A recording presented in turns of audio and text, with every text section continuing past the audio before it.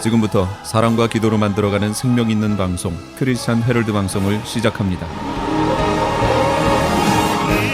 매일 새벽 4시, 매일 밤 11시 하루의 시작과 마무리를 함께하는 크리스찬 헤럴드 방송은 크리스찬 헤럴드 신문과 가장 인기 있는 기독교 정보를 담고 있는 www.christianherald.com과 함께 오늘도 성실하게 여러분 곁에 함께할 것입니다. 하나님께서 선물로 주시는 오늘 하루를 CHB 크리스찬 헤럴드 방송과 함께 소망으로 열면서 오늘도 하나님을 섬기며 영혼을 사랑하는 복된 하루가 되시기를 바랍니다.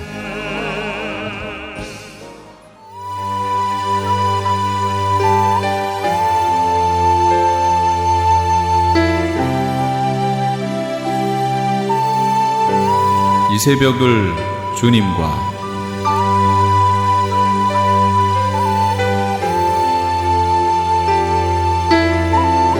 AM 1650을 통해 남가주 전역에서 그리고 인터넷을 통해 전 세계에서 듣고 계시는 크리스찬 헤럴드에서 보내드리는 이 새벽을 주님과 애청자 여러분, 밤새 평안하셨습니까? 이 새벽을 주님과의 정영철 인사드립니다. 크리스찬 헤럴드는 신문을 시작으로 라디오, 이제는 공중파 채널인 18.88을 통해 텔레비전으로도 함께 하실 수 있습니다.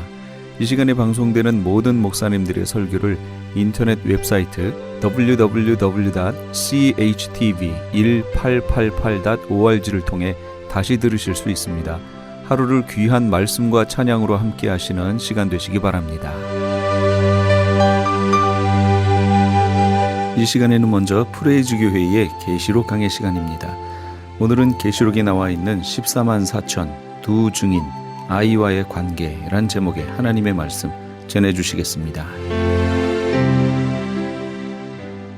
오늘 전할 말씀은요 18페이지에 있는 내용이고요 14만 4천 두 증인 그리고 아이와의 관계 이렇게 되어 있습니다.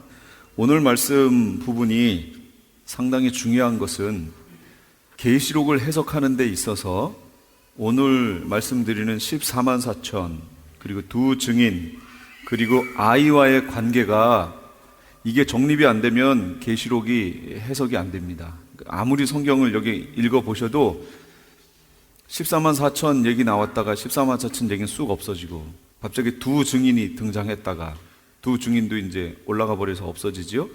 근데 또 이제 중간에 또 아이가 또 오늘 읽으신 본문에 보면 아이가 또 등장합니다. 그럼 이게 대체 어떻게 연결이 된 것이냐? 요 관계를 잘 보셔야 계시록이 이제 이게 이런 내용이구나라고 이해가 되실 겁니다. 이 세 개의 관계를 한번 볼 텐데요. 어디부터 볼 거냐면 20페이지 맨 밑에 I라고 되어 있는 그 부분부터 한번 보도록 하겠습니다. 제가 거기 읽겠습니다. 주의, 계시록의 과거적 해석 이렇게 나왔습니다. 계시록을 과거에 그냥 있었던 일로 해석해 버리면 그러면 이게 말이 안 돼요. 정말로 말이 안 됩니다. 계시록 1장 1절 거기 제가 써놨죠. 이거 한번 같이 읽어보시겠어요? 시작. 예수 그리스도의 계시라. 이는 하나님이 그에게 주사 반드시 속히 일어날 일들을 그 종들에게 보이시려고 그의 천사를 그 종 요한에게 보내어 알게 하신 것이라. 계시록의 내용이 뭐라고요?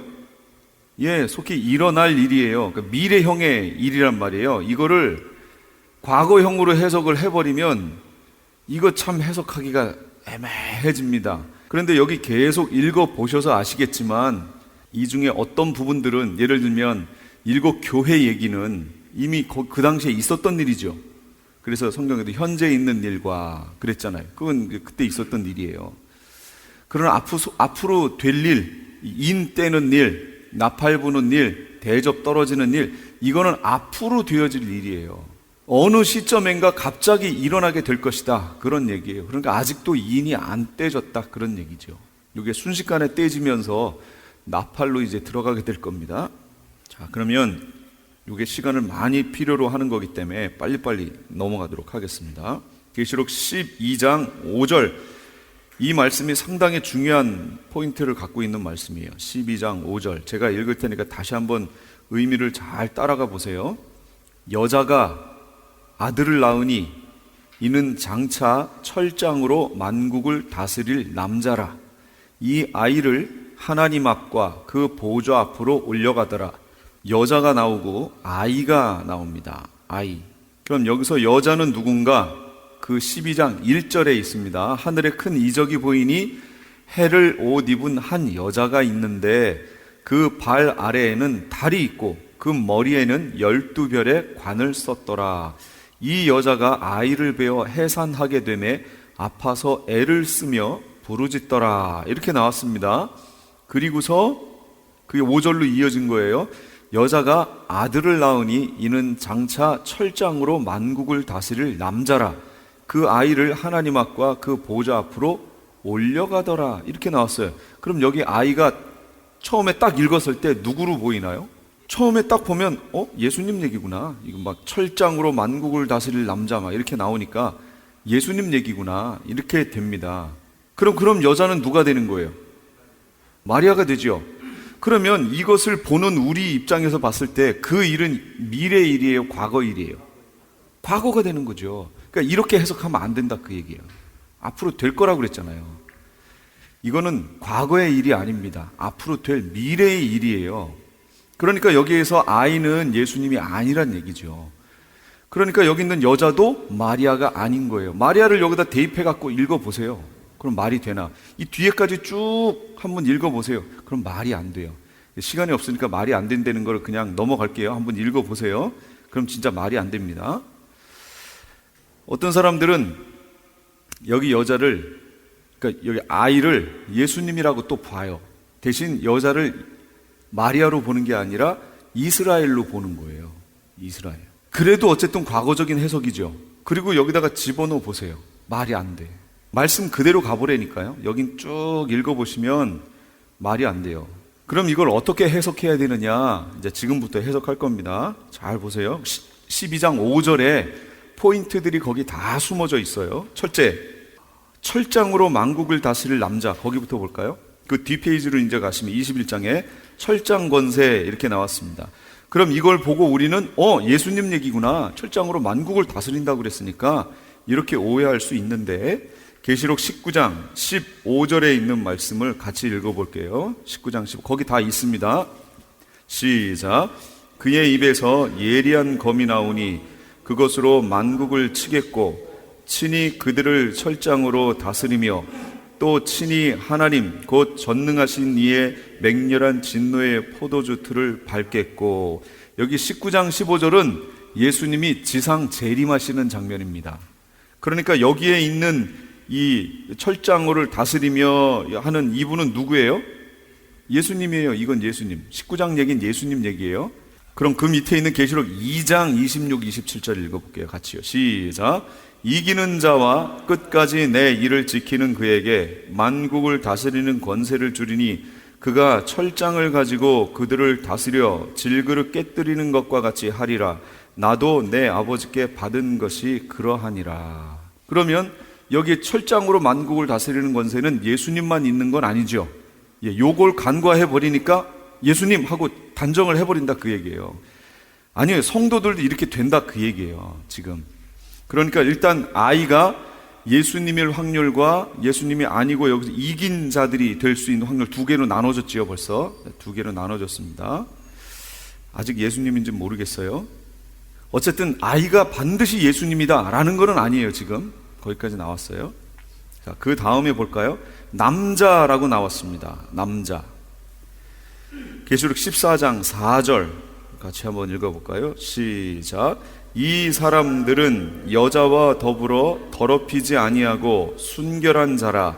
어린 양이 어디로 인도하든지 따라가는 자며 사람 가운데서 속량함을 받아 처음 익은 열매로 하나님과 어린 양에게 속한 자들이니. 여기서 말하는 계시록 14장 4절 얘기가 누구 얘기인가요? 그렇죠. 14만 4천 얘기예요. 여기 있어요. 14장 1절. 또 내가 보니 보라 어린 양이 시온산에 섰고 그와 함께 14만 4천이 서 있는데 그랬죠. 바로 이 14만 4천이 어떤 사람들이냐면 이 사람들은 여자와 더불어 더럽히지 아니하고 순결한 자라 그랬습니다. 근데 계시록에 보면 참 이상한 것이, 이상하진 않죠. 당연하죠. 성도들을, 교회들을 남자로 표현하나요? 여자로 표현하나요? 그렇죠. 신부는 남자예요, 여자예요? 성별이 여자로 표현되어 있죠.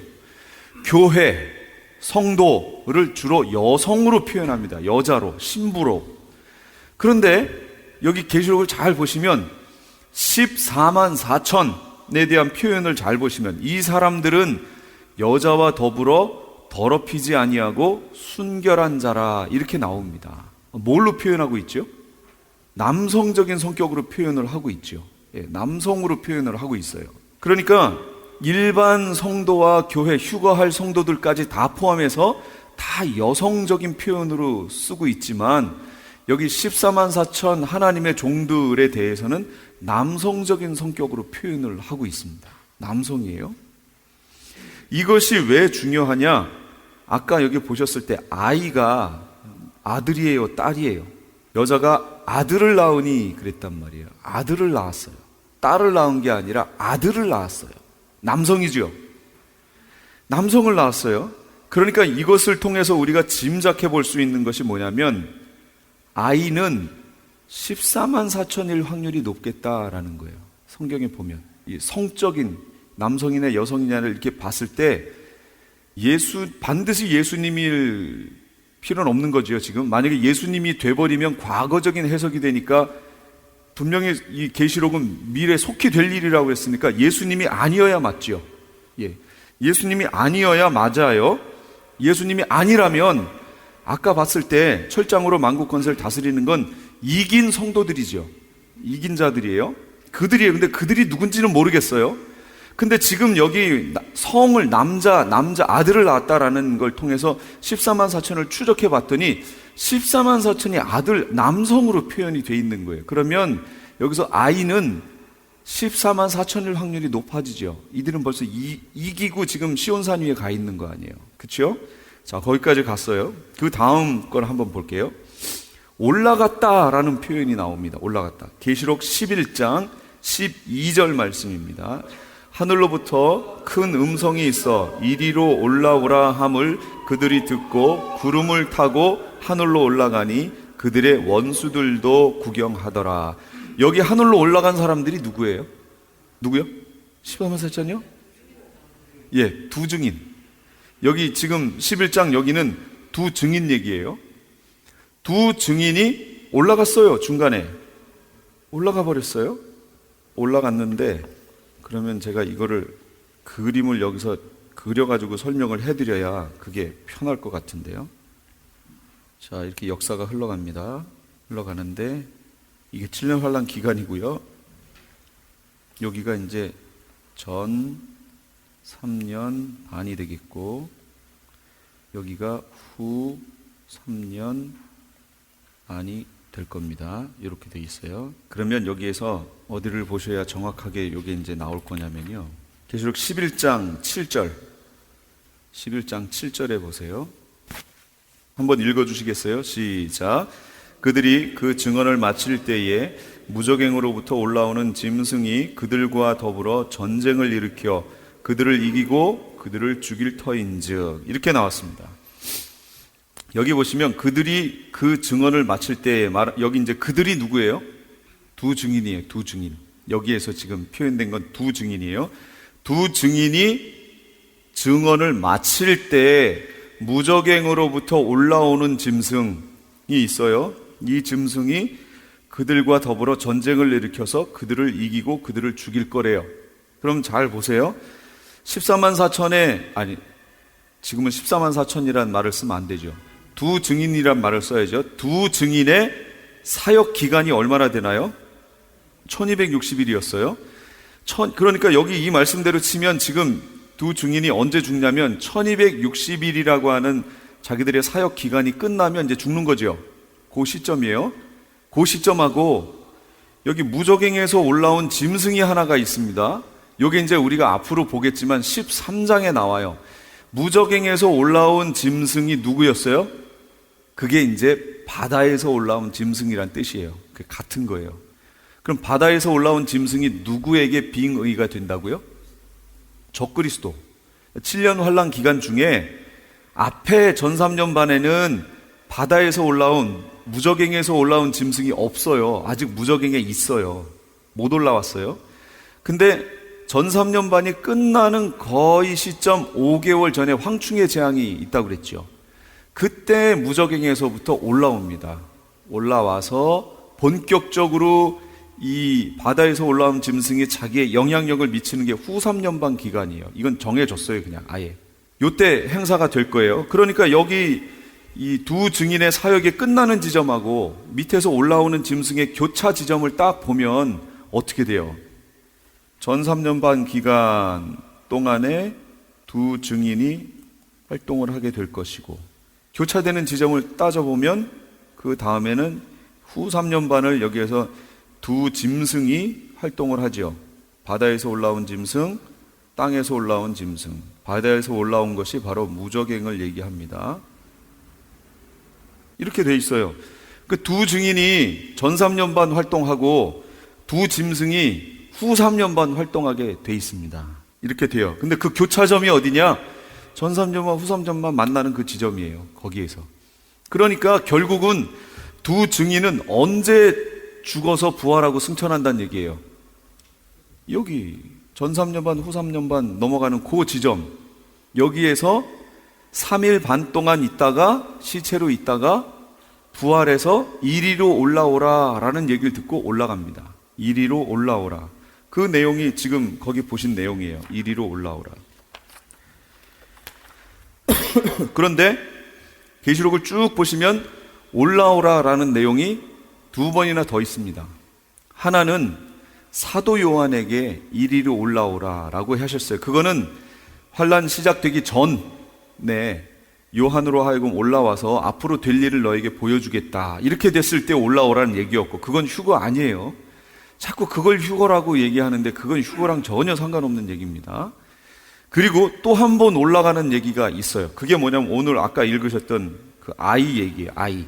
하늘로부터 큰 음성이 있어 이리로 올라오라. 이거는 두 증인 얘기였고, 아이는 5절에 여자가 아들을 낳았으니 그는 장차 철장으로 만국을 다스릴 남자라. 그 아이를 하나님 앞과 그 보좌 앞으로 올려가더라 그랬잖아요. 올라갔어요.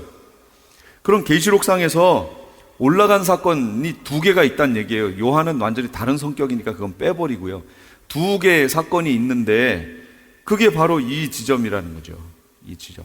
여기에서 두 증인이 올라갔고요. 바로 그 아이도 여기서 올라가게 되는 거죠. 그러면 아이와 두 증인은 같다라고 볼 수 있죠. 아이하고 두 증인. 아까 또 봤을 때 전체적인 걸 이제 묶어보면 어떤 등식이 성립하냐면, 거기 21절 맨 끝에 4 결론 해놓고 14만 4천 두 증인 아이하고 제가 괄호를 해놨죠. 거기에 뭐가 들어갈까요? 예, 이퀄이 들어가는 거예요. 14만 4천과 두 증인과 아이가 같아요. 그 같은 얘기였던 거예요. 같은.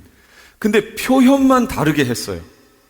이 부분이 계시록에서 해결이 안 되면 성경을 보시면 삽경 부분은 이 얘기들이거든요. 지금 막 다른데 14만 4천 얘기 갔다가 이 두 증인 얘기 갔다 오고 아이 얘기 갔다 오고 이렇게 된단 말이에요. 그럼 해석이 안 돼요. 근데 이게 점점 이게 이렇다라는 것을 이제 제가 앞으로 또 계속 해석을 해 드릴 테니까, 그럼 그게 이렇게 연결이 또 되는구나, 이렇게 이해하실 수 있습니다. 우선 14만 4천 두 증인 아이가 같은 것이다 라는 것을 아시고 여기서 넘어갈게요. 그 다음에 두 증인과, 제가 거기다가는 안 써놨나 봐요. 두 증인과 14만 4천이 같은 것이다, 같은 적이다 라는 것을 표현해 주는 말이 있습니다. 그건 뭐냐면 14장 4절 거기에 남자라고 표현된 그 부분에 가서 보세요. 14장 4절 이 사람들은 여자와 더불어 더럽히지 아니하고 순결한 자라. 여기까지는 아까 했고요. 어린 양이 어디로 인도하든지 따라가는 자며 사람 가운데에서 속량함을 받아 처음 익은 열매로 하나님과 어린 양에게 속한 자들이니, 이렇게 나왔습니다. 이건 계시록 14장은 14만 4천 얘기입니다. 요거는 14만 4천이 지금 시온산에서 어린 양과 함께 있는 모습이에요. 아직 우리는 휴거가 안 됐어요. 휴거됐다는 내용이 그 전에는 없습니다. 그러니까 휴거된 사람들이 없는데 이들은 이미 예수님 어린 양과 함께 시온산에 서 있어요. 시온산이 저기 예루살렘에 있는 시온산이 아니에요. 영적인 하나님의 나라를 의미하는 겁니다. 거기에 지금 이 14만 4천이 서 있습니다. 그 얘기는 이 14만 4천이 14장 얘기는 그 뒤에 가면 이제 휴거가 나와요. 그 앞부분 얘기하는 거예요, 지금. 거기에서 다른 사람들이 교회가 예비처로 갔던 교회가 휴거되기 전에 이미 이 사람들은 예수님하고 같이 하늘의 시온산에 서 있는 거예요. 그럼 이 사람들이 언제 부활했어요? 잘 모르겠죠. 14만 4천이 언제 부활했는지는 나와 있지 않아요. 그래서 지금 보고자 하는 게 이 말이에요. 이 14만 4천은 사람 가운데에서 속량함을 받아 처음 익은 열매래요. 사람 가운데서 속량함을 받은 첫 열매. 예수님에 대해서는 고린도전서에 잠자는 자들의 첫 열매 이렇게 나옵니다. 그건 예수님을 말하는 거예요. 잠자는 자들의 첫 열매. 잠자는 자들이 누구예요? 누굴 얘기하는 거예요? 그 죽은 자들의 첫 열매는 누구예요? 예수님이에요. 그런데 여기 오늘 14장 4절은 사람 가운데에서 속량함을 받아 처음 익은 열매 이렇게 나왔습니다. 사람 가운데에서.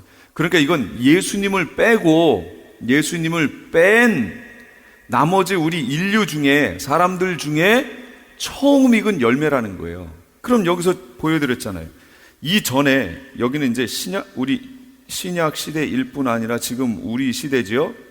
그럼 여기서부터 쭉 여기까지 왔을 때 여기에 지금 부활해서 주님께 올라간 사람이 있어요? 부활해서 올라간 사람 없죠. 죽었다가 살아나가지고 간 사람 없어요. 죽지 않고 그냥 간 사람들이 있죠. 에녹도 올라갔고요. 엘리야도 올라갔고 그런 사람들은 있지만 잠자다가 그러니까 죽었다가 다시 부활해서 올라간 사람은 없어요. 그러니까 이걸 통해서 알 수 있는 건 뭐예요? 두 증인이 이때 올라갔단 말이에요. 그러니까 14만 4천을 설명하면서 사람 가운데 속량함을 받은 처음 익은 열매다라는 표현은 14만 4천이 결국 누구라는 얘기예요? 두 증인이란 얘기예요. 두 증인. 이들이 처음 올라갔잖아요. 죽었다가 3일 반 후에 살아나서 부활해서 올라갔잖아요. 그러니까 처음 익은 열매인 거예요. 그러니까 계시록은 이렇게 어떤 하나를 여러 가지 각도에서 단어를 바꿔가면서 이렇게 표현을 해놨어요. 그러니까 요걸 찾아내는 게 포인트입니다. 요거만 딱 찾아내면 이게 이거 얘기구나 하고 쭉 연결이 됩니다. 그러면 4번 21페이지 1번은 철장권세, 2번은 남자, 3번은 올려갔다. 그 다음에 4번 왜 아이라고 했는가 라고 하는 부분을 보세요. 하나님 종들의 수 14만 4천. 왜 14만 4천이라는 표현을 썼어요? 마지막 시대에 사역을 하게 될 하나님의 종들의 수가 14만 4천이라는 얘기예요. 그 다음에 왜 두 증인이라는 얘기를 또 썼을까요? 그들이 앞으로 해야 할 사역의 내용이 증인 사역이라는 거예요. 증인. 그럼 왜 아이라는 말로 표현을 했을까요? 사역 기간이 짧아요. 이 사람들은 이 마지막 때를 위해서 3년 반이 그들의 사역 기간이에요. 딱 정해졌어요. 더도 아니고 덜도 아니고 딱 거기에요. 그렇게 사용되고 죽어서 그 다음 부활해서 승천할 거예요. 그래서 아이라고 표현을 한 겁니다. 사역 기간이 짧아요. 내용은 증인 사역이에요. 그래서 두 증인이 나온 거고 그들의 총수는 14만 4천이 되는 거예요. 이 내용이 이해가 가시겠어요? 이해가 가신 줄로 알고 그 다음으로 이제 넘어가겠습니다. 이 부분이 이해가 되시면 그 다음에 이제 다른 부분들이 연결이 되면서 이해가 될 겁니다. 자, 그러면 14만 4천과 두 증인과 아이가 같은 것이다 라는 것을 우리가 지금 봤습니다. 알게 됐어요. 그럼 이제 처음으로 가볼까요? 지금부터는 14만 4천과 두 증인과 아이를 제가 구별하지 않고 그냥 이제 같다고 증명했으니까 구별하지 않고 그냥 막 혼용해서 제가 쓸 거예요. 그래도 14만 4천 얘기구나, 두 증인 얘기구나, 아이 얘기구나, 이걸 같이 이해하시면 됩니다. 예를 들어서 12장 1절을 보는데 하늘에 큰 이적이 보이니 해를 옷 입은 한 여자가 있는데 그 발 아래에는 달이 있고 그 머리는 12별의 멸관을 썼더라. 이 여자가 아이를 베어, 누굴 뵌 거예요 지금? 14만 4천을 뵌 거죠. 하나님의 종들을 잉태한 거예요 지금. 해산하게 되매 아파서 애를 쓰며 부르짖더라. 마지막 시대에 사역하게 될 하나님의 종들을 가지고 있는 거예요. 이 여자가 누구예요 그러면? 교회가 되는 거죠. 교회가. 그 사역할 주의 종들을 배출해내기 위해서 마지막 시대에 14만 4천을 만들어내야 되니까 모든 교회에서 그렇게 하겠지만 지구 전체로 봤을 때 모든 교회가 그 일을 감당할까요? 그렇게 못할 겁니다. 어떤 교회들이 점점 이렇게 군데군데 이렇게 나오면서 하나님의 말씀으로 계시록의 말씀을 본다든지 계속 이러면서 이런 모임처럼 이러면서 마지막 시대에 사역하게 될 주의 종을 배출하려고 애를 쓰는 거예요. 근데 이게 뭐예요? 해산해서 아파서 애를 써요. 이걸 해산해야 되니까 진통을 하는 거예요. 근데 이 진통이 그런 교회들에게 어떻게 나타날까요? 핍박으로 나타나는 거예요. 그런 교회들을 얘기하면, 계시록 얘기하면 다 이단이라고 그러고, 큰 교회들이 그냥 핍박하고 이단으로 정죄해버리고. 그러니까 어떻게 해서든지 그 상황에서도 이걸 배출을 해내야 돼요. 이들은 주의 종이니까. 그랬는데 여자가 아들을 낳았어요. 이는 장차 철장으로 만국을 다스릴 남자예요. 이들이 결국은 14만 4천을 배출을 하게 되고 그들이 사역을 하게 됩니다. 결국은 하게 되고 이들이 하나님과 하나님의 보좌 앞으로 끌어올려갑니다. 아이들이 올라갔죠? 두 증인 올라갔죠? 그것처럼 14만 4천이 올라간 거예요, 그게. 그리고 그 어떤 성도들보다, 교회들보다 먼저 어린 양과 함께 시온산에 서 있는 겁니다. 이들은 부활해서 올라간 거예요. 그러니까 일반 성도들이 휴거해서 올라갔거나 또는 다른 성도들이 낙원이나 여기에서 부활해서 일로 온 게 아니에요. 이들은 아예 죽어서 부활해서 승천한 거예요. 완전히 그 누구보다도 먼저 이 모든 것을 다 경험한 사람들이에요. 처음 익은 열매예요. 이들이 올라갔어요. 다 연결이 되지요? 그러니까 여기서 아이를 낳은 여자, 또 여자에 의해서 나온 아이는 저 2000년 전 예수님으로 해석하면 안 된다, 그 얘기입니다. 지금 시대에 벌어지는 일이에요. 앞으로 속히 될 일이라 그랬잖아요. 지금 시대에 있는 일이라는 것을 꼭 기억을 해주세요. 이렇게 되면 14만 4천의 사역 기간이 정해져 버렸죠. 나타났죠. 14만 4천에 대해서는 사실은 성경에 안 나왔어요. 사역 기간이 언제고 뭐 이런 게 안 나왔는데 쉽게 알 수 있는 것은 두 증인이 언제 죽는다고 그랬어요. 그 사역이 끝나는 지점에 바다에서 올라온, 무적행에서 올라온 짐승하고 싸워서 전쟁에서 지잖아요. 이렇게 돼 있으니까 결국 7년이라고 하는 기간이 나오죠. 이렇게 해서 나오게 됩니다. 이들의 사역 기간은 14만 4천, 두 증인의 사역 기간은 1260일이고 뒤에 이 바다에서 올라온, 그 다음에 땅에서 올라온 짐승들의 그 정권을 잡고 있는 기간은 한때, 두때, 반때거든요. 3년 반이죠. 1260일, 여기 3년 반이에요. 똑같이. 그래서 7년이 나오는 거예요. 이렇게 나옵니다. 기간이 그렇게 정해지게 돼 있어요. 그리고 우리가 뭘 봤었냐면 인사건, 7개의 인사건 중에 7번째 인이 이 사건이니까 그걸 빼놓고 6개의 인이 어떻게 이어졌냐면 4개는 말로 나왔었죠. 말, 흰 말, 붉은 말, 검은 말, 청황색 말 사건으로 나왔고요. 이거는 7년 환란으로 들어가기 전에 있었던 일이라고 그랬어요. 징조로 주는 거예요. 징조. 요건 해석이 그렇게 되는 이유는 마태복음과 누가복음 24장, 누가복음 21장을 보시면 됩니다. 마태복음 24, 누가복음 21을 이 말씀과 계시록에 있는 거와 쭉 끌어다 놓으면 이게 맞나요? 똑같이. 그러니까 그걸 가지고 보면 징조장이라는 걸 알 수가 있고요. 그 다음 5번째 인이 뭐였어요? 5번째 인을 뗐더니 제단 앞에서 누가 기도해요? 순교자들이 기도하고 있다고 그랬어요. 바로 그 5번째 인인 순교자들의 기도 때문에 이 7년 환란의 기간이 정해져 있다고 그랬잖아요.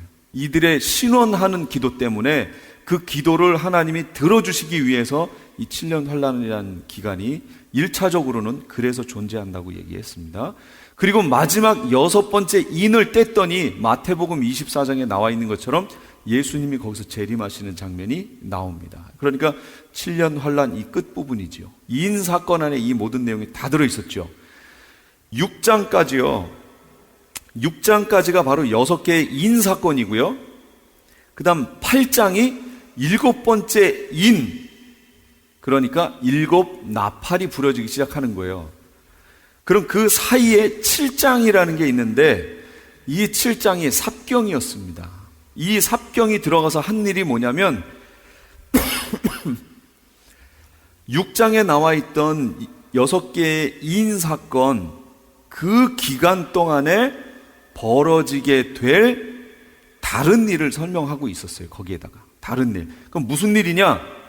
14만 4천이란 하나님의 종들을 택하고 그 다음에 흰옷 입은 무리가 나왔어요. 그들에 의해서 만들어질 흰옷 입은 무리에 대한 얘기가 7장에 나와 있었습니다.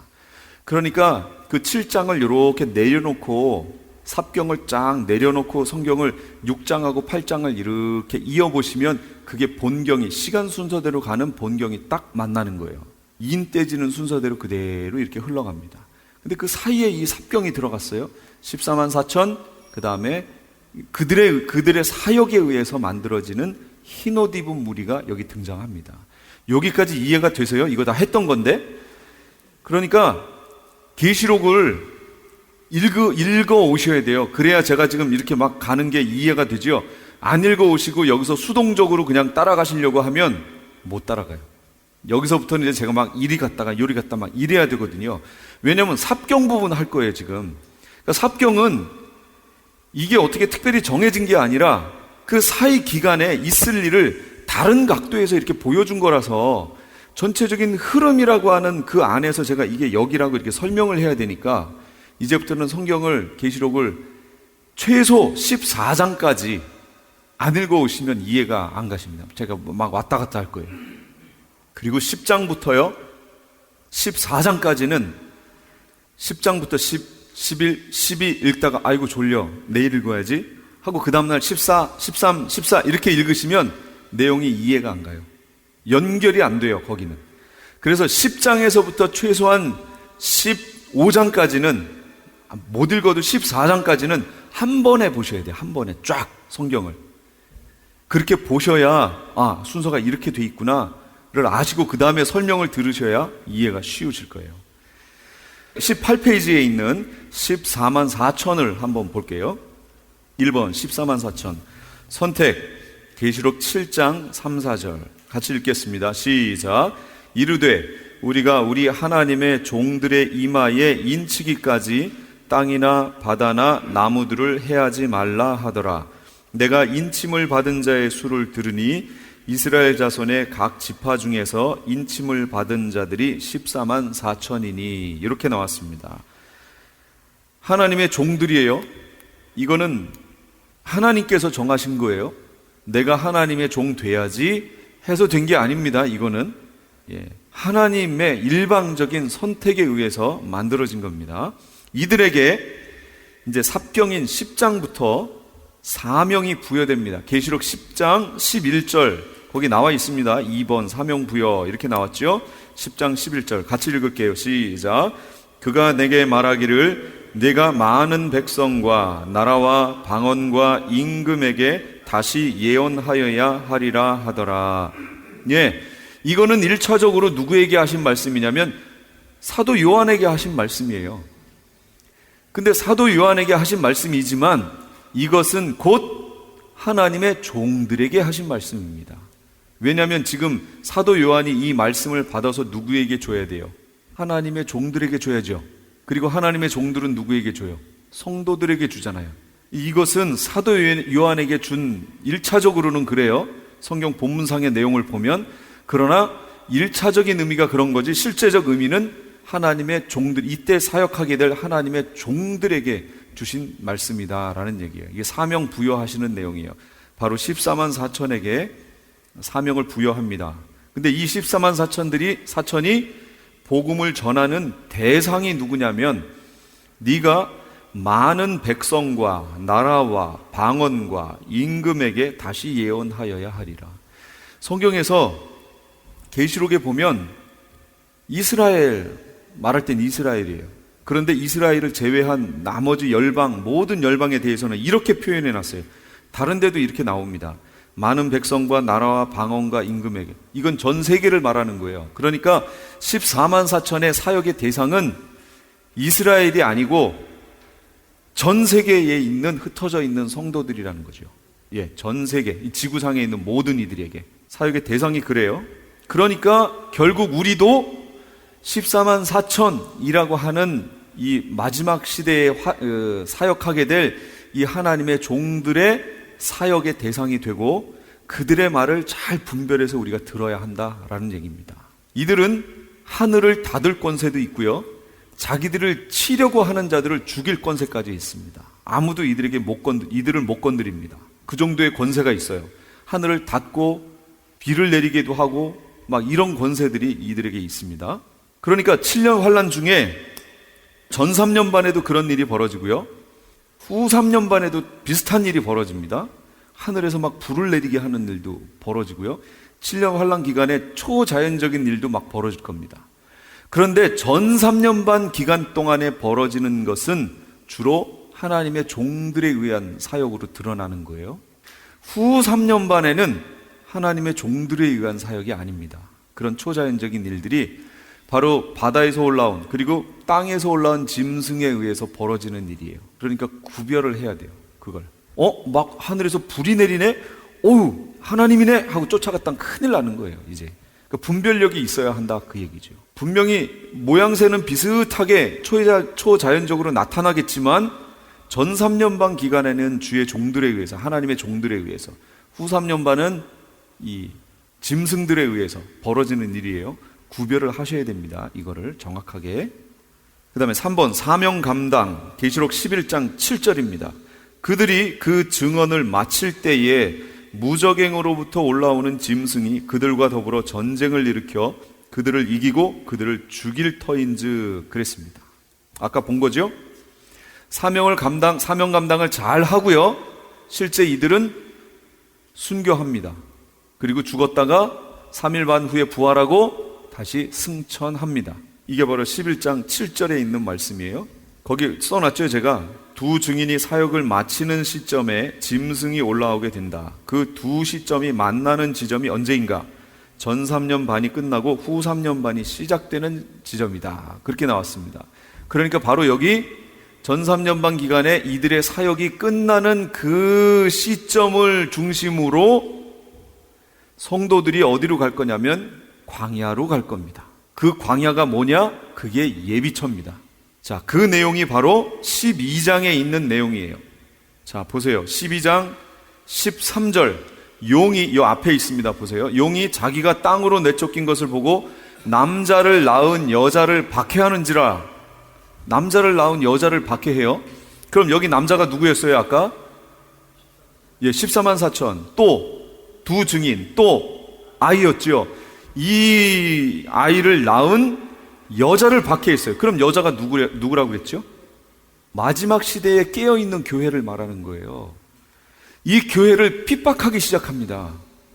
그런데 이 기간이 됐는데도 불구하고 이 땅에 남아서 핍박을 받지 않고 살아남아 있는 교회들은 뭘까요? 그 교회들은 하나님의 종들을 배출한, 마지막 시대에 사역하게 될 하나님의 종들을 배출해낸 깨어있는 교회들은 이 마지막 시대에 분명히 박해를 받게 돼 있습니다. 근데 박해를 받지 않고 이 세상에 버젓이 남아서 존재하고 있는 교회는 어떤 교회일까요? 그 교회들은 이미 배교한 교회입니다. 배교한 교회들. 얼마든지, 그러니까 이 기간에 짐승표 받으면 안 되죠. 후 3년 반 들어가면 짐승표가 시행이 되잖아요.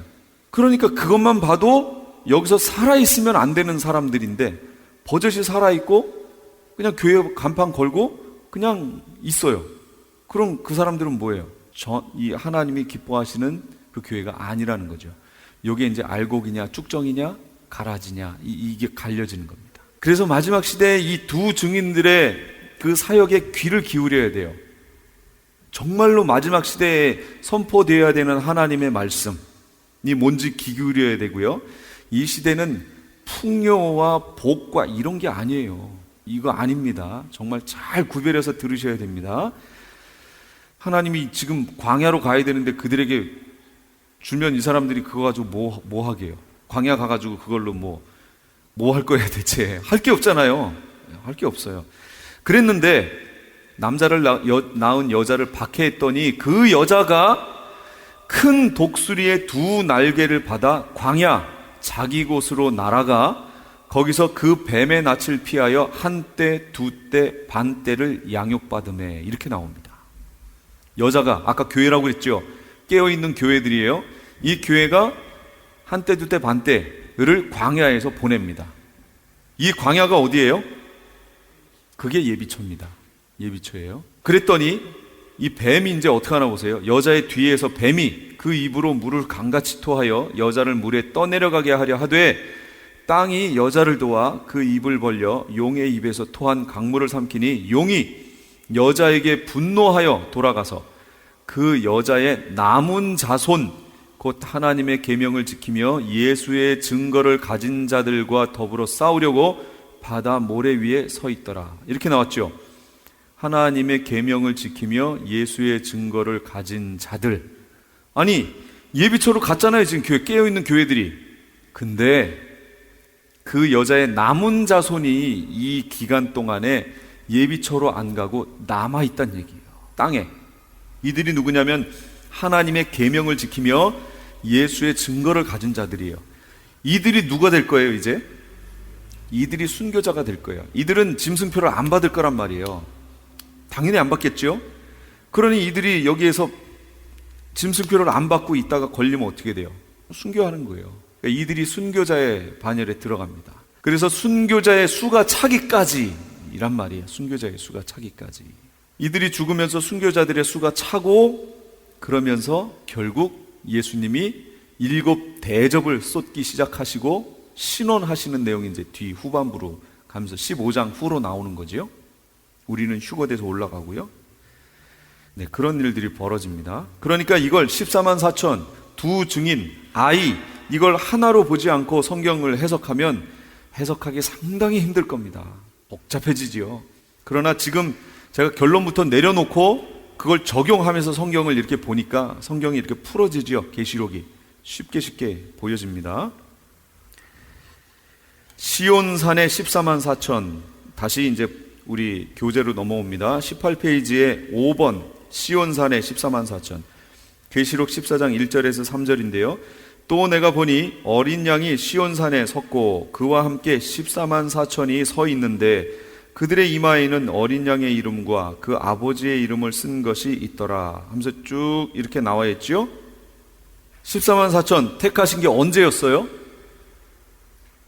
여기는 14장이고 그럼 14만 4천 얘기가 나온 게 또 어디에 나와 있죠? 몇 장에 나와 있어요? 제가 막 왔다 갔다 하니까 막 정신이 없으시죠? 7장에 나와 있습니다. 7장에. 아까 삽경 거기 7장에 나온다고 그랬잖아요. 거기서 14만 4천 하나님의 종들을 택할 때까지 사방, 땅 사방을 바람을 잡고 있으라고 천사들로 하여금 불지 못하게 막아놨죠. 이렇게 놓은 상태였어요 지금. 그리고 그 14만 4천 얘기가 거기 나오고서 사라졌어요. 없어졌어요. 그러더니 여기 14장으로 갔으니까 갑자기 14만 4천이 시온산 위에서 예수님 어린 양과 같이 있어요. 그러니까 14만 4천 따로, 두 증인 따로, 아이 따로 하면은 이 14만 4천은 대체 누구고 언제 거기 갔는지 내용도 안 나오고요. 갑자기 여기 있다가 저기 가버렸고요. 두 증인은 이렇게 나와 있다가 사역하다가 죽어버리고요. 아이는 태어나자마자 갑자기 올라가 버리고요. 다 띄엄띄엄 나와 있단 말이에요. 그러니까 요거를 지금 아까 제가 처음에 설명드린 대로 하나로 이렇게 연결해내는 그게 포인트예요. 그걸 놓치면 여기가 해석이 안 된다 그 얘기예요. 그래서 지금 말씀대로 쫙 연결해 보면 이제 흐름이 다 나옵니다. 14만 4천이 그렇게 돼 있고요.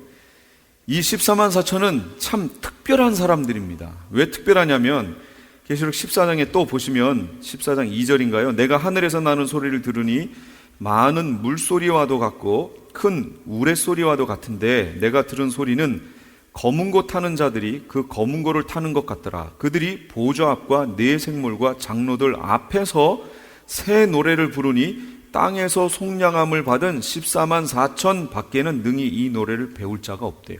아니 이 노래를 다른 성도들은 못 배운다는 거예요. 다른 교회는 이 14만 4천만 배울 수 있다라는 겁니다. 그러니까 이들은 좀 특별하지요?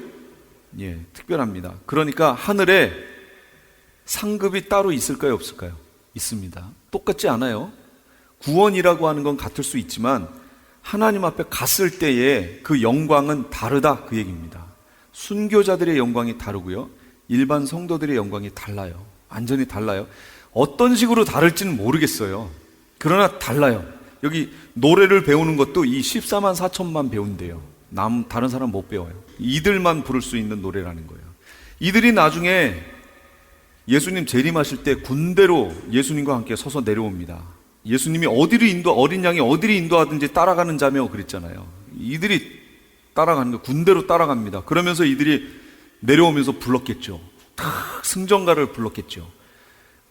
여기 지금 얼마나 검은 곳, 우레소리와 같고 큰 물소리 같고 우레소리 같고 그런 소리로 승전가를 부르면서 하늘에서 내려옵니다. 이들이 밑에 있는 자들이 어떨까요? 그걸 보고 여기서 미사일 쏘고, 미사일 쏠 준비하고, 뭐 대포동 미사일이어서 뭐 이런 거 쏴가지고 예수님이 내려오시는 군대가 아이고 대포동 미사일 맞았네 뭐 이러실까요? 그런 일 없어요. 핵을 아무리 쏴봐요, 거기다가 아무 이상 없습니다. 주님 앞에. 이런 일이 이제 벌어질 겁니다. 그 다음에 이제 두 증인을 한번 또 자세히 보도록 하죠. 두 증인 누구인가? 계시록 11장 3, 4절. 내가 나의 두 증인에게 권세를 주르니 그들이 굵은 베옷을 입고 1260일을 예언하리라. 그들은 이 땅의 주 앞에 서 있는 두 감람나무와 두 촛대니, 이렇게 나왔습니다. 두 감람나무와 두 촛대라고 나왔어요. 두 증인, 여기 성경에는 계속 두 증인, 그러니까 두 증인이지요. 근데 앞에는 14만 4천이잖아요. 근데 여긴 두 증인, 두 증인과 14만 4천 명이니까 이건 다르죠? 다르다고 이렇게 보면 성경 여기에 해석이 안 돼요. 근데 두 증인이, 잘 보시면 이제 두 증인이 이 14만 4천이구나를 알게 됩니다. 전체적인 내용을 통해서 봤을 때 그런 거예요. 두 증인에 대해서 설명을 드릴게요. 이게 단순히 두 명의 증인이라는 뜻이 아니라는 것을 한번 잘 보세요. 자, 어디서부터 볼까요? 이 두 증인의 사역 기간은 얼만큼이라고요? 1260일, 1260일이면 3년 반입니다. 그러니까 이게 전 3년 반이 될지 후 3년 반이 될지 이걸 먼저 봤으면 몰랐지만 아까 우린 미리 뒤에서부터 왔기 때문에 이 전 3년 반이에요, 후 3년 반이에요? 전 3년 반이 바로 이 두 증인의 사역 기간이라는 걸 알게 됐지요. 자, 이렇게 됐고요. 19페이지 보세요.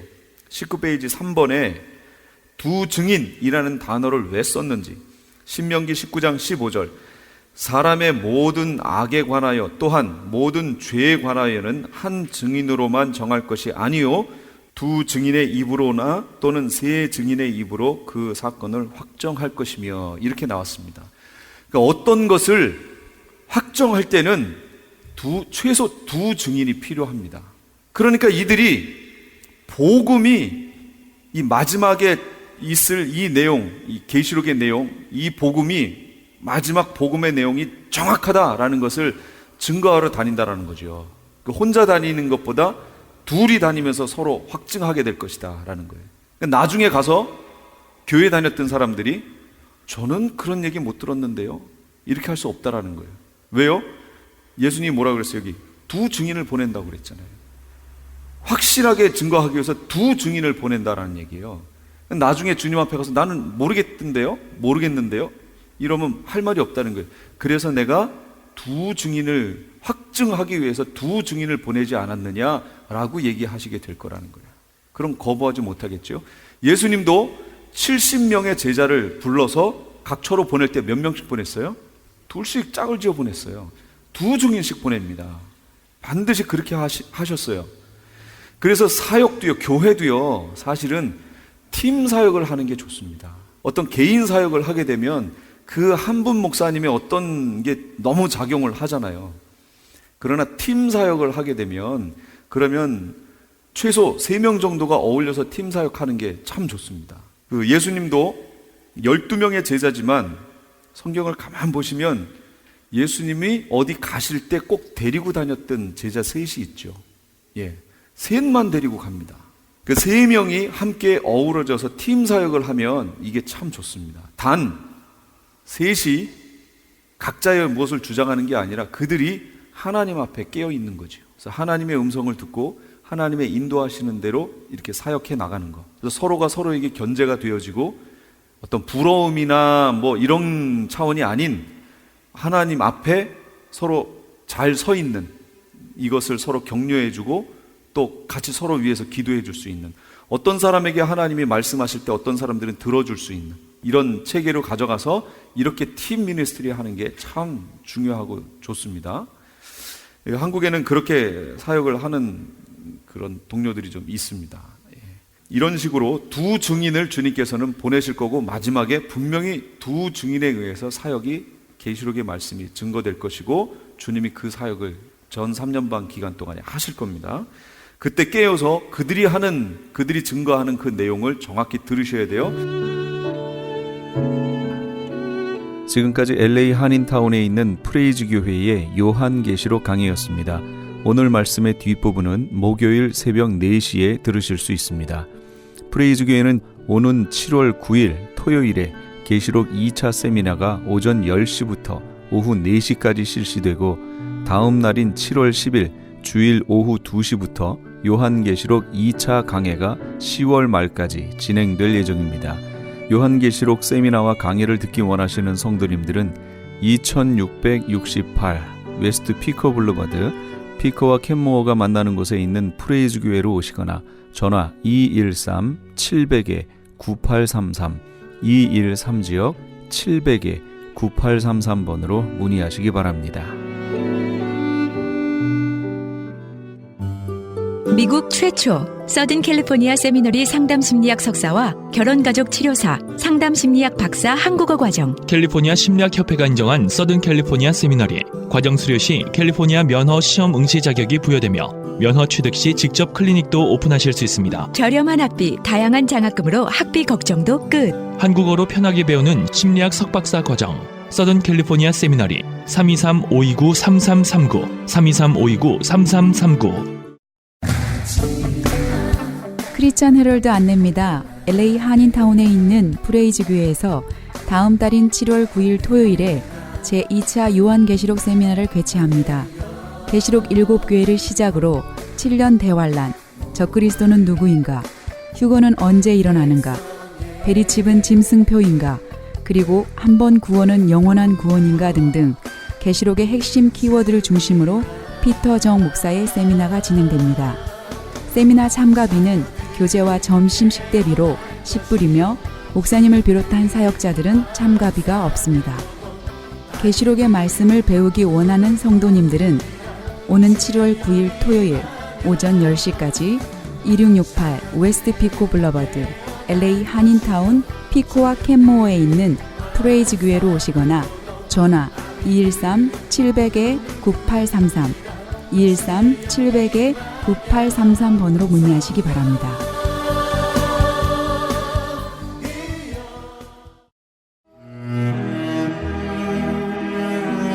크리스천 헤럴드는 한결같이 지켜주신 하나님께 감사를 드리며 한 영혼이 천하보다 귀하다는 하나님의 말씀으로 한 영혼이라도 복음을 듣고 주께 돌아오기를 간절히 기도하는 마음으로 미디어 선교 사역의 역할을 감당하고 있습니다.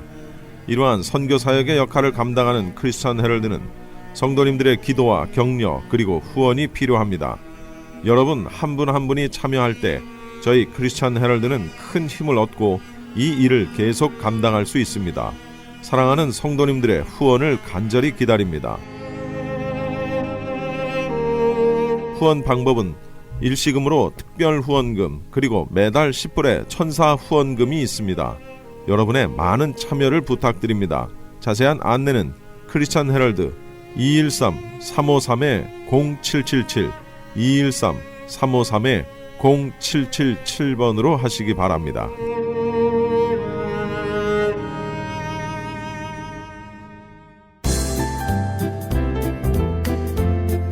건강 칼럼. 안녕하세요. 건강 칼럼 7번째 시간입니다. 오늘은 금식과 건강에 대하여 이야기해 보겠습니다. 21세기에 있어서 건강법은 디톡스라고들 합니다. 즉, 몸을 해독하는 것이죠. 아기가 태어나서도 3일 동안은 산모에게서 모유가 나오지 않는다고 합니다. 왜 그럴까요? 모유가 나오지 않으면 어린 아이는 3일을 굶어야 하는데 그때 아기가 산모 몸속에 있을 동안에 할 수 없이 먹었던 자신의 태변을 이 3일 동안에 변으로서 다 나오게 한답니다. 그러니까 자체적으로 금식을 하면서 해독을 하는 것이지요. 이 해독을 하고 나서 모유를 섭취하면 건강한 아이가 되는 것입니다. 하나님께서 사람을 참 신비하게 만드셨습니다. 금식을 하게 되면 사람의 몸에서 독소가 밖으로 나오게 되는데 이 기간 후에 좋은 영양제를 섭취하게 되면 많은 병들이 치유가 되기도 합니다. 그런데 금식이라는 것이 여간 쉽지는 않은 것 같습니다. 그래서 금식 대신에 해독을 해주고 영양을 공급해주는 제품을 찾아보았는데 기적의 영양제 M3가 이런 작용을 해주더군요. 그래서 그런지 드시는 모든 분들이 3일 이내에 아주 큰 효과를 보셨다고 합니다. 아무쪼록 유태인들이 하나님의 말씀대로 만들었다는 M3를 많이 드시고 건강하시기를 기원합니다. 마지막으로 하나님께서 좋아하시는, 기뻐하시는 금식이 있는데 어떤 것인지 보겠습니다. 이사야서 58장 6절부터 9절. 나의 기뻐하는 금식은 흉악의 결박을 풀어주며 멍에의 줄을 끌어주며 압제 당하는 자를 자유케 하며 모든 멍에를 꺾는 것이 아니겠느냐. 또 식물을 나눠주며 유리하는 빈민을 내 집에 들이며 벗은 자를 보면 입히며 또 내 골육을 피하여 스스로 숨지 아니하는 것이 아니겠느냐.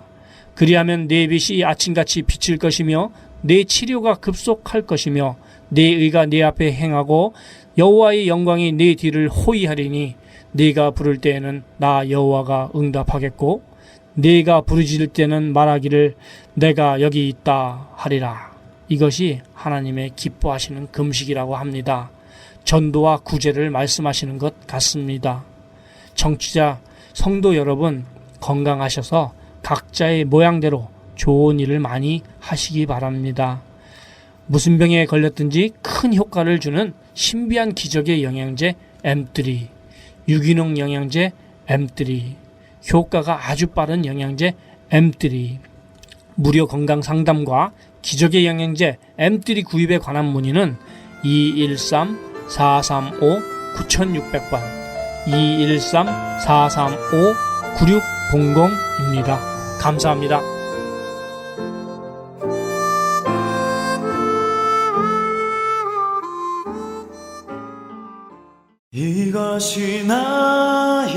이것이 나의 간증이요 함께 하시면서 이 새벽을 주님과 1부 여기서 마칩니다. 잠시 15 후에 2부에서 돌아오겠습니다. 나 사는 동안 끊임없이 구주를 찬송하리로다.